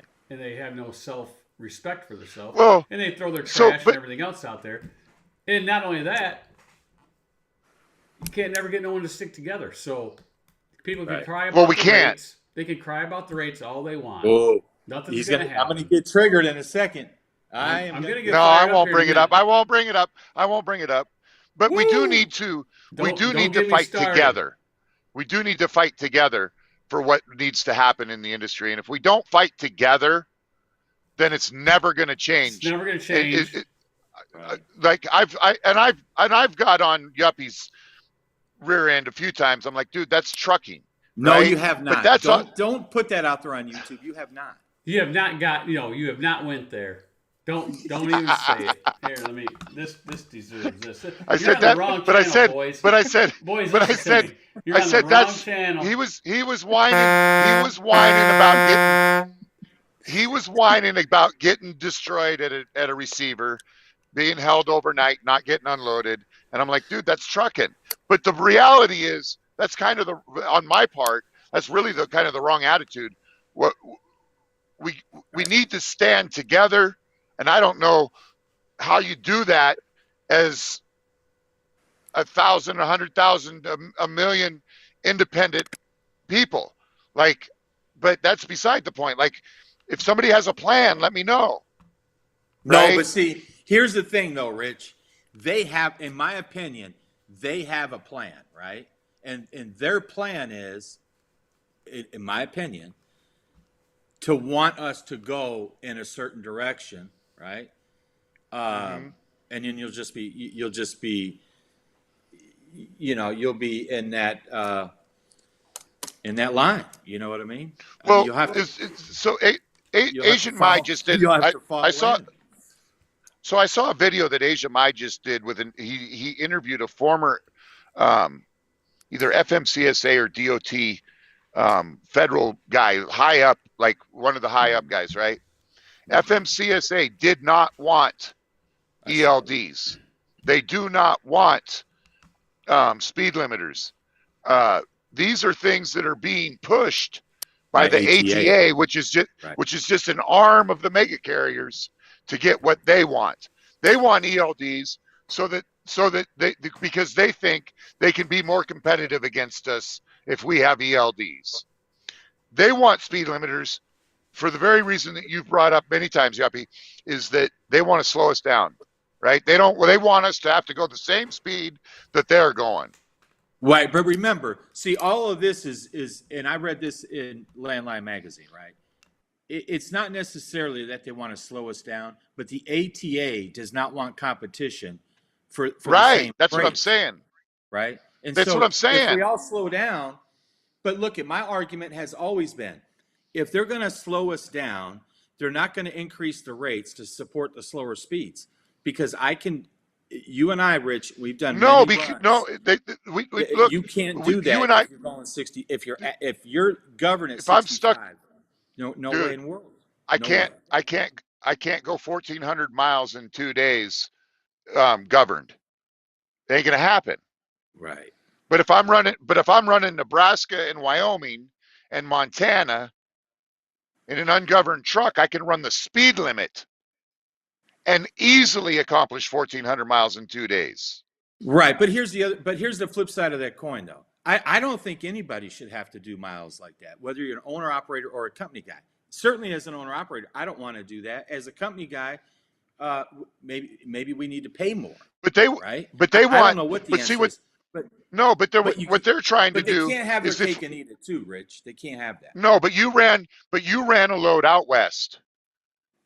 It paid really good, like over $3 a mile, right? On like 2,000 plus miles. Right. Am I right? Yeah. All right. But that thing had to be there 2,000 little over 2,000 miles, and it had to be there in 3 days, three and a half days. That was when I was on my way to get this truck, right? To trade the truck in, remember? Yep. Yeah. And just like you had to be like there a month and a half ago. Yep. You had And then 2,000 miles. and there's no damn appointment. Right. But what megas want and why they use the ATA as their lobbying arm is they don't want that load to go away from them. Exactly. Right. Because then they're leveling the playing field, right? Right. I mean, because that was a load. That was a load that they had under contract that they couldn't get a truck to in time, and then it got dropped onto the spot market. Right. Dean, did that make you mad? What's that, Jeff? You had no appointment. That make you mad? No, I wasn't upset. You weren't upset. Dean upset. You were frustrated. Oh, Woo! Did that broker not make you an appointment? Jeff, He was didn't lie given, to you, he was, did he? I mean, they didn't tell you, falsifications to take Jeff, you to take Jeff, that load. Jeff, you're walking right on the edge of the cliff. You're gonna bounce them off, man. One little wind of blow, one You didn't little do his brief job, 5 did you, mile an Dean? hour wind, Dean, and you're look. gonna knock them off the cliff. You didn't actually call a broker and get a load, and he says he had this appointment, and you took his word for it that it was an actual appointment. I mean, you didn't say, well, that broker's totally crazy. I'm going to make a phone call and call to make sure he's doing his job right. No, for so his customer. it's even worse than that, though, Jeff. Oh, really? It was a click and go. Oh. Yeah, the first mistake, right? An Exactly. Indian speaking click young and go. grasshopper. An Indian speaking click and go. Oh, yes. young grasshopper. This is Oh, a horrible situation. Not very good. Then I know who you're talking Oh, about. let me yes. escalate. Let me escalate this problem, sir. Let me escalate Oh, this yes. problem. This There'll be sounds, problem if we escalate. Yes, sir. That might be one of those places that has several different divisions of delivery and pickup drivers and things like that. Hey, Probably listen. one of those companies. Listen, guys. They might even have self-driving vehicles. Or This is a good segue, flirting guys. with that. Look What? at Pigtail. Look at Pigtail. Here. Oh, Pigtail, where you at? Where you at, Pigtail? He says drivers don't make money in every there's load. Pigtail. Man, how many times, Rich, have we had that conversation, bro? Don't drivers make money in every single load? Well, But think about it, Jeff. This goes back So- to so- if you take what Aaron said there, and you take what Jeff says. Aaron, depends on what calculator you're using, my friend. He must be using the calculator. It's gotta be. But Gotta listen, be. if you look at the market we're Twos in turns now, to eights turns to 50s. Go ahead. but that's what I'm saying. You look at the market we're in now, and you look at the market we were in the last couple of years. I was fortunate enough to have heard that a few years ago, but that's very true. And when guys say, well, I'm not making money on this load, but it's almost damn near impossible, right? But if you take the loads like you have said, Jeff, that's what I'm saying. You could take what Aaron said, what you said with your revenue per day. Look, if you just average it out, averages can help you. You're making money, right? You're making money. That's right. So, sometimes but you got to be careful. Look, it's just like in the broker business. It's the same in the trucking business. Right. You got to look at, that broker. Let's say Aaron, right? Let's say I go there and haul his load. Let's say I lose money on it, but I'm doing it as a favor because I know that next time I'll get one that I make a lot of money on, or I take that load. Somebody's load that I'm gonna lose money on to get to another area where I'm gonna make more money. But when it all averages out, you're making money. Right. But the guys that lose the money are the ones that think, hey, I got to run for this amount of money every single time or more, or I'm not running the truck. Well, if you don't run the truck, how are you staying in business? Well, that goes back to what you've always taught us, Jeff, which is revenue per day. But the more you keep the wheels turning, the better your odds are that you're going to have some profit at the end of the month. Now, you can't run, at $1.10 all month long, but if you take a $3 load into a bad market and take $1.20 to come back out, you're still above your cost in whatever you got to do the math and know what your cost is, right? But is $3 in and $1.20 out going to average out to your cost? If it is, then it's worth doing. Yes, the Dean was free storage. They seen that on his forehead. Free storage. 53 feet of it. Well, and look, Pigtail, you're absolutely right. You nailed it on the head. A business strategy is important, very. But listen, I did get paid handsomely for the first night, but then my problem was I was too honest, and you guys would concur. I know you would, because I told them what I was going to do, right? and Well, so and that I they think didn't Yeah, pay he me. was gonna go pay $25 for a shower. No, well, you had other business that you needed to attend to, and you right, were going to go do that business Right. regardless. right. So, did they? But, I mean, should they but have I got paid paid. you? Yeah, but I I mean, got. I look at. I got what I got was essentially 2 days, so I can't complain. But look, it was a bad deal. There's no doubt about it. It screwed me up, and it was. Look, I agree. It's free storage, and I hate that. The one thing that pisses I hated sitting as a company guy, and I hate it more now. If you sit me, whoo, Lord have Dean, mercy. here's an applause for you, Pigtail. There you go. and The maestros, the pigtail. masters, the maestros of spreadsheets. Here, we got it. One more round. Come on. Give it to us. Hey, no, listen, I'm going to tell you something. Rich is probably sitting there saying, Aaron, I hate you for showing Robert how to do all this stuff because this son of a he just never ends. He created a monster that'll never be tamed. I promise you. Yes, Ever. Well, Aaron. Yes, Aaron. You so created a He monster. did that. That's not my fault. I take no responsibility in that. Yeah, oh, it's come on Aaron's now. fault You're for a complete no, creating no, the no, no, no, monster. no, no, no, no. The uppy trucker is solely responsible for himself. He can choose how to handle his self. No, But Aaron taught him how to be an Excel spreadsheet oh master. my God, the guy's absorbed and consumed by his spreadsheets, and that is Pigtail's fault. Yes, yes, right. You got it. Got to blame Pigtail for something. There you go. Man, I got Go so put the many now. spreadsheet up. But listen, the Here, one let's I zoom got, it in. that thing is like a Bible, man. I don't do anything without looking at that. Nothing. Nothing. I'll brush my teeth, maybe. That's about it. What's so Now bad you- about running dedicated loads? Ooh. Oh. Well, Well, so it's all about your business plan. If right. it makes you money Oh. and it keeps you happy, then it's all about your business plan. There's like so it's got to be profitable. So you got to know your numbers, right? And you got to be committed to running the exact same highway over and over again if that's what the dedicated lane requires of you. I personally wouldn't find any peace or happiness in running the same highway every week, month over month. That'd drive me nuts. It gets too But much like a job. Yeah. right. And you have to be super careful because if look at, I've always, between us three, to me, this is all commission, right? When you do something like that, now you're taking out the fun of, booking the loads and making a sale, and now you're just, running for whatever. You know what I mean? It's the same thing Right. you know what I mean? And you have to be careful because that rate, I look at, if you're not really signing a contract, and most of them aren't, you're just, it's just a, an agreement, and you can bounce anytime. That might be okay, but I don't know. Look, there's two sides to it.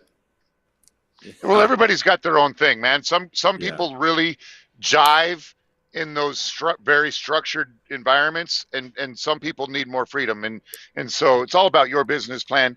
And Pigtail, that's absolutely true. The more data, the better the business decisions you can make. If you know your numbers inside out, upside down, to the moon, to the sun, to Florida, to California, and every way in between, then you're going to know more about what you need to do to be profitable on a given day. But you got to study them too. It's not just having them. You got to know them. You got to live them, eat them, breathe them. Yeah, but look, to Jeff's point though. See, look, and Aaron's and everybody else's. But listen here, the rate per mile in this market is probably going to be pretty tough to achieve if you need a high rate per mile. No different than COVID. It's just the reverse of what we had during that time, right? And so knowing your numbers and understanding what you need per day, you can build a business plan on that, and you can build a family budget on revenue per day, but you're never going to build a business plan on rate per mile, because that could fluctuate drastically. And if I do need a higher rate per mile, I'm probably going to have to do, and I don't get it, I'm going to have to run a lot of miles because I don't know what I'm Well, going to get. so I don't want to what run a rate per lot of mile? miles. No, but what rate per mile does is you're in Columbus or Indianapolis and you want a certain rate per mile, so you take a load to Denver and you get your rate per mile, right? But then you get to Denver and you can't get your rate per mile. So you sit all day waiting for that load to pop on the load board that you need, right? And then you sit half or three quarters or the whole next day because you haven't got your rate per mile yet, right? So now you've done lost a day and a half or 2 days, and then you get that load coming out on Friday that has to go, right? But your revenue per day is in the tanks so that you could get your rate per mile. If you just operate on rate per day, you'll always have your revenue at the end of the month. If you operate on just rate per mile, you can kill yourself with downtime. Right. We'll look at Brothers Grimm, pros and cons of contract freight. Pigtail's got it right too. Contract freight is consistent. Right. Right. It's consistent money. Usually, it's the bigger carriers that do contract freight because they take a certain amount of their fleet to run that contract freight, and usually that pays their bills for the whole year. And then the other part of the Right. fleet makes the profit. It can do the swings in the spot market, right? It can capitalize when the prices are higher. Yeah, I mean, look at he look. I'm not picking on you, man. By the way, Pigtail, but listen, my thought process when I see bigger potential upside with spot market but riskier, I agree with that. But I'll use the term that we all have heard, including Pigtail. Look at the spot market is commission, right? And so if you're going to get a dedicated, because most guys, one truck, one trailer, chances of getting contract freight's probably not likely, but you may get a dedicated route, and that may not, include or require a signature on a contract. So my point is, and I don't know if you'd agree with this, Jeff, or not. We've talked about this, but the dedicated, i.e., contract, is more like the paycheck mentality, right? Spot market is, I don't want a glass ceiling. I had the potential to make as much as I want, but I also have the potential of making zero. I like the opportunity. Half of something's better than all of nothing because tomorrow's another day. Right. That's how I look at it. Right? And it comes back to time, right? But what's the acronym I have for time, right? Truckers ignoring money everywhere, right? That's how I look at the spot market. Well, the spot market's just another arm of trucking, right? It's another arm of freight. It's not leftover freight. It's just a different type of freight. You have contract freight, and they just gave it a name of spot market freight. They could have called it something else, right? They could have called it any other name they wanted. But where's most of the spot market freight come from? The leftover contract freight? No, a lot of it's mom and pop. Well, it could be. Yeah, A lot of it. Yeah, Because- so there's a percentage of it that's mom and pop. Because the Like mega there's carriers a don't shipper. care about the mom and pop. It's not. Yeah, because there's a shipper. There's a shipper that's like 175 miles from my house that I've hauled out of a bunch of times, right? And everything they ship, and they ship 24/7, well, 24/6, and 12 hours on one day, right? And everything they ship is spot market.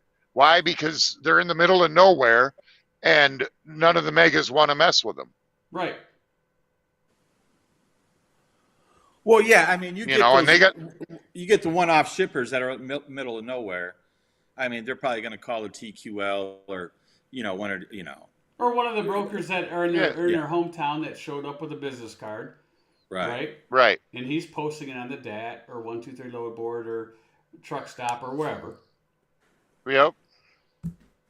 Then he's negotiating, what he can make for a living and things like that. So, it's all It's all relevant So to your there's age. those, So there's so no there's those one guys. right away.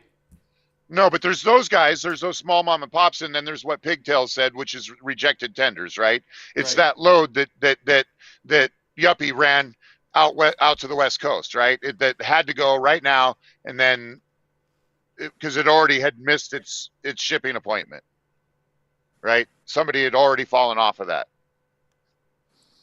Yeah, probably. So so it is what it is, it's a little bit of everything, and um if you know your cost, if everybody, I believe personally, I don't know, but I think that if every driver that was an owner operator operating on the spot market knew exactly what their cost of operations, including healthcare, including retirement, all their maintenance, and they knew what those costs were, there would be a lot less quote unquote cheap freight because it just wouldn't move. Well, I kind of agree with you, Rich, but it goes back to look at. I think the biggest issue we have as an industry is a lot of people want a title. Okay, they want to say I'm an owner operator. A lot of guys have done it, got out. Look, and there's some that may not want to hear it, but look, and I'll just say, but we all make excuses, and some just don't have the will to do the drill, right? Because everybody is different. You're never really going to be able to see how much heart he or she really has, and maybe they'll surprise you, right? Some people rise to the occasion, and some people don't. But I think you have to be honest with yourself. So if you don't like to run a lot of miles and you don't like to work hard as a company guy, I think you have to look in the mirror and say, well, if I'm not willing to do it now, I've never really had to do it now. Am I gonna be able to do it if I go out and buy a truck or whatever, right? Because So that's the other thing too. Is like you trucking can be gotta done. work more in this down market. If you work on rate revenue per day, you can work more and get to where you need to be, right? I mean, But what did I do?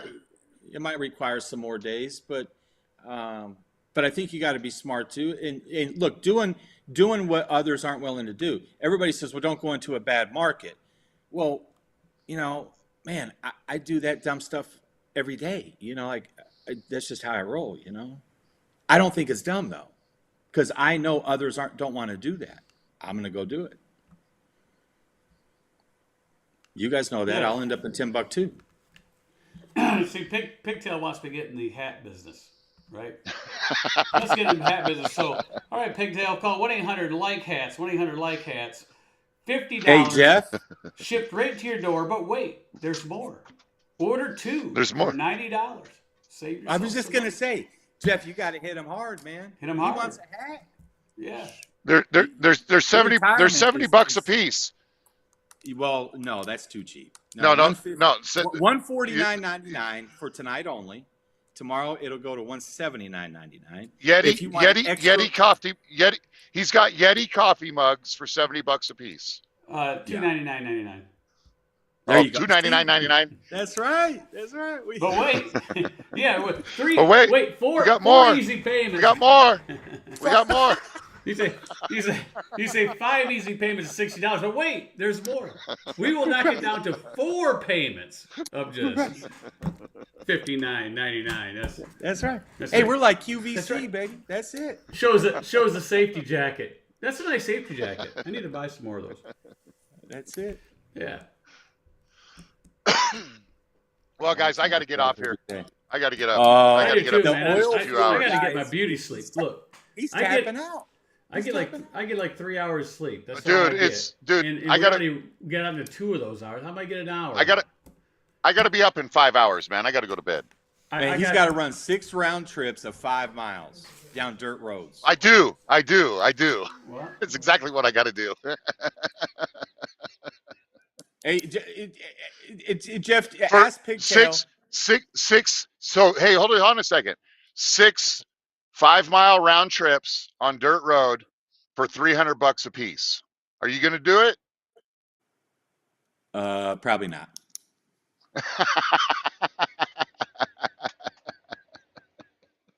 Can I put chains on? You might have to put chains on in the winter. Hey, listen. Yeah. No. It was raining one day, and I got on the CD. I said, hey, my trainer said when the roads get wet, I got to put chains on. Man, I thought my CD was going to explode. I did. Hey, Jeff, ask Pigtail. Say, hey, how much too much is the $2.99? Pigtail, how much is too much of the $2.99? How much too much is the $2.99? How much too much is the $2.99, Pigtail? Hey, and for all you guys out there, I just gave you one hell of a nugget. You can use it when you make your calls tomorrow, baby. Well, and when you ask for $500, when you ask for $500 off of the 15 over the 15-day average, and they say no, you say, how much too much is it? Right. That's how right. How much too much is it? That is your tip of the day. That is my tip of the day. That is the tip of the day, baby. Hey, and it works. Who can tell me what pivot means? You know what? That's the Dean dialogue of the day. All right, I'm gonna type this in here. Pivot. Too much. Too much. He's not. You're not even in negotiating. Look, I already know all of the techniques, Pigtail. Split the difference. $35. No. Meet me halfway. Meet me halfway. See, I'm not that bad. $150, my friend. See, I met you halfway. Actually, it's $149.50, but I'll take the extra 50 cents. $150. Hey, there you go. Look at that pivot, man. Tell me, I'm a wordsmith, man. Give me some props, man. Oh, we can tell he was in the military. That is good. That's a good acronym, isn't it?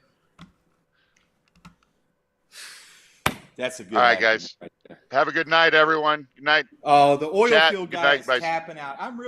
Dude, I got to be up in 5 hours. I got to go to bed, man. Rich. What?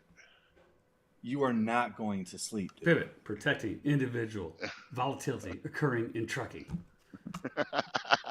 5 hats for $150. Hey, make it, I don't know, $193.63, and we got a deal. Here, I got one for you, Dean. What's up, man? I'll type one for you. And we can't do what you do, right? Here we go. There's your word. Oh man! Wait, hold on. No, you messed it up. He messed it up, Rich. Look he messed it up. You forgot something. He did. No. He did. No. He. It's the T6900. No. It's the T6900. It's the T6900. T6900. Yeah, for tits and 69. Let me tell you something. Okay, so this doesn't even go to what your little, acronyms protecting. W900L stands for crying like a little baby. Oh, man. Little is the key word there. W, whining, 900. Little. Hey, I'll call Rich and he'll say, "What's up, Chief Weiner?" Oh no, you know what that stands for? You know what that stands for? W900. What's that? Here's what it stands for. Oh Jesus, here we go. All right, let me type it in for you. I won't be able to sleep all night. I'm gonna cry. Your wallet's 900 less. Every time you pull the fuel island, your wallet's 900 less. 900 less. I like it, Jeff. I like it, Jeff. W900L, wallet 900 less. Yeah, keep type fast, Dean. But you're right. Fast. I can't but type. Pigtail, you're right. You're right, Pigtail, because some people don't know or have a good grasp of their books and their balance sheets and where their business is, and they pivot too late because they don't know where they are until they're already in trouble. And if you don't know what pivot stands for, he was talking about me. Rich, he was talking about occurring in trucking. That's not true. Listen. Here. This is what I got a new one. I got a new one for you. ROI. Hey, what's that? Hold on. ROI before EGO. Now I had it reversed. I had it reversed. I had EGO before ROI with the W-9, but we righted the ship. Look Even at though that, Dean. Look at that, Dean. He's showing W900L dollars. Man, Yeah, listen, and it's true. It's true. It's True. true. I don't know. It may be true. He's still struggling. He's still struggling, Aaron. He's struggling, Aaron. I am struggling. You know, maybe you need to call the dean up, Aaron, and talk him off the bridge. You know, he's struggling. He needs intervention. About once a week, You better either call Jeff or I have to talk him off the cliff. You better call the He just can't handle it. VA W900 crisis line. Hey, listen, when you get in that thing, it's like, look, I mean, that windshield, I can see Joe Biden's future right there. I mean, it's like, bam, it's like right there. If you guys want to know what's going to happen in the next 10 years, just give me a call. I'll tell you. Because that fishbowl windshield, I know you can actually see where you're driving. Isn't it nice? No, yeah, but what he doesn't like is when he first woke up in the morning, everybody could see him. and that little thing. Yeah. What is vape? Exactly. His vape? Yeah. Hey, listen. I hit the rich one. All right. I hit the rich one. I had to hit it, and it's getting out of control here. All right, man. I got to go to bed, man. Oh, look, good night, guys. Look at CDN Good night. in the Good house. night. Good night. No, Rich. Oh, CDN's coming in to tear you up, Sandman. He did. It's right, Sandman. He says you can't go anywhere. That's right. And what are you doing up so late? Hey, Canadian Freight Broker, I have a bone to pick with you. Oh, this is going to be good. I am pissed off. Oh, God. Let me tell you something. He is pissed. Yeah, you better sit here and listen to this. I might be in trouble here. Let me look. Yes, I am.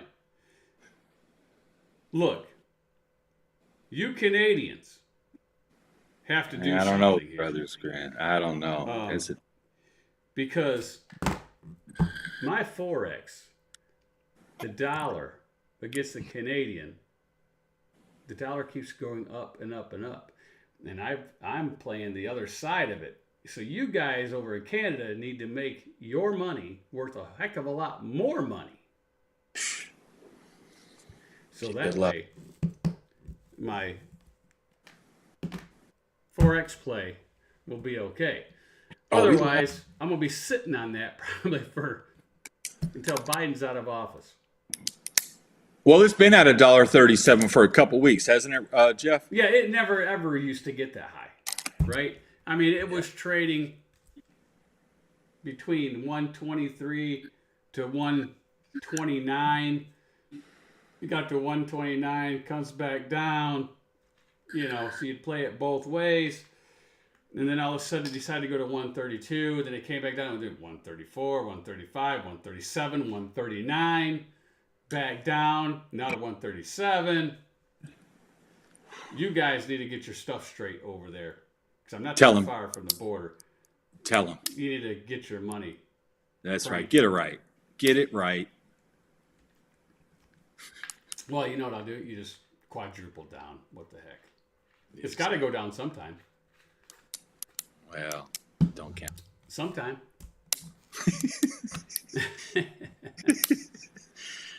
Man, we've been up a long time. Yeah, man. I got to get out of here, man. Woo! I got to pull the truck out of here. Let's start it up, Dean.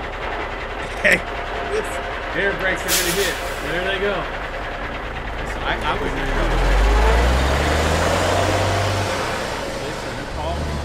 hey, you want to go on? I said, okay. Well, I had just talked to the boss before that, like 10 minutes prior to. I said, yeah, I'm getting ready to go to bed. We said our good nights. And then when I went live, she texted me, I thought you were going to bed. Yeah, me too. I'm going to get like 1 hour now. Man, we're both in trouble, man. I guess I'll be wide awake for Snowlord's coffee in the morning. He's already sleeping probably. It's all Rob's fault. He come in here and kept me up. Oh, my God. Canadian Freight Broker. Oh, can he? Okay, Yeah, it's all yeah. CDN's fault. We'll blame it on him. Yeah, I'll blame it on CDN. Yeah. He can Hey, cheat. man, we love your emails. Keep them coming, man. Yeah, Those are great. We were talking about you earlier. appreciate that information there, CDN. Yeah, look, even Big Mac shows up in here. Dang. Dang, you're up late. Man, see, all of these guys probably took a nap from 7 till now, and they're waking up. You know what I mean? Oh, he's Rolling. working out. I was working Look, out. he made so much money brokering, he can afford to work out. Work out at this hour of the night? Yeah. What the heck? He's dedicated, man. Man, that is some serious dedication. That's dedication. But what is he working out? Is he working on is he opening cans, or what is he doing? Bottles? Well, see, I wish he would have gave me the insider trading, which he would have said, hey, look, ours is monopoly money. Then I would have played it the other way, man. It didn't life late. that game of life Too didn't have late the money now, too. Canadian freight broker. Because you know what happens if I sold and bought the other way? It'd go down like a rock. Yep, it would. So you just got to sit and hold. Yeah. You know. Anyway, let's get out of here, Dean. All right, brother. Holler at me Brothers tomorrow, Grimm man. said he works out 11 p.m. all the time.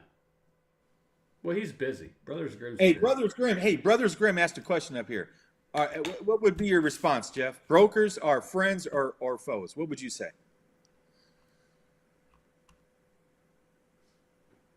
Let's hear it, Godfather. I can't talk on that. I got a conflicting I know. thing because I have a brokerage, do I not? Oh, well, okay. You want? I'll answer it there, Brothers Graham. So you know what? Some brokers, Don't let me hit the dump button. I can't really say either, man. Hopefully you can read between the lines on that one, but I don't know. It's interesting. That's a very good. That is a very good response, Dean. That was well thought out. That deserves this. What a way to hold back the cojones. You know what I'm saying?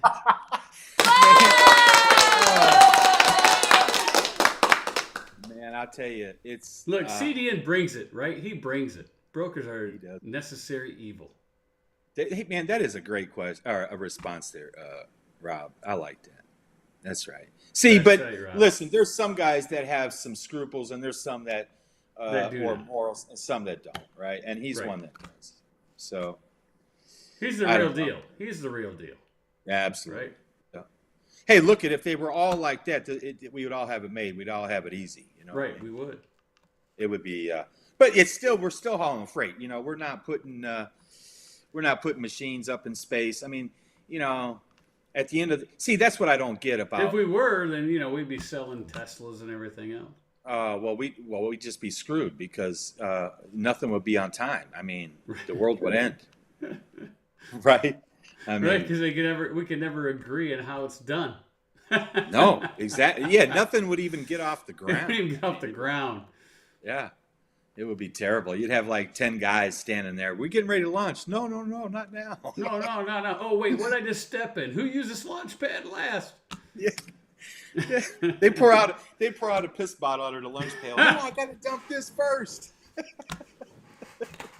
On that note, All right, man. see you later, I'll holler at everybody. you tomorrow, Jeff.